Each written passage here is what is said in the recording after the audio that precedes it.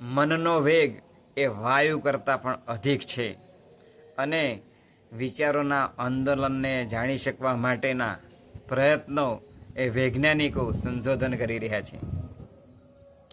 માટે આપ જોતા હશો કે ભગવાનની આપણે પ્રાર્થના કરીએ તો શું આપણી ભગવાન પ્રાર્થના સાંભળે? તો હા મિત્રો, જરૂર સાંભળે.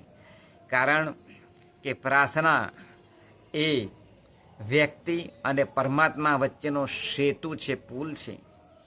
એ જોડાણ કરી આપે છે, ભગવાન સાથેનો આપણું જોડાણ કરી આપે છે.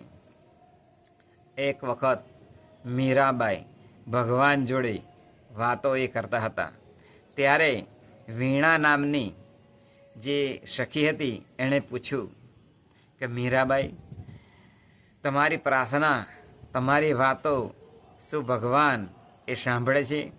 ત્યારે આ મીરાબાઈએ કહ્યું હતું કે હા, સાંભળે છે.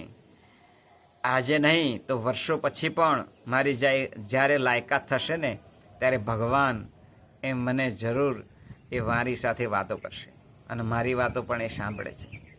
આમ પૂરી નિષ્ઠાથી, પૂરા ભાવથી જો ભગવાનની પ્રાર્થના કરવામાં આવે તો એ આપણા હૃદયનો પોકાર એ જરૂર સાંભળે છે. કારણ કે ભગવાન તો દરેકના પાલન કરતા છે અને દુઃખી હૃદયોનું બંધન તોડનાર આ પરમાત્મા ભગવાન છે. માટે પ્રાર્થનાનું મહત્ત્વ અનેક ગણું એ આપણા જીવનની અંદર એ હોવું જોઈએ.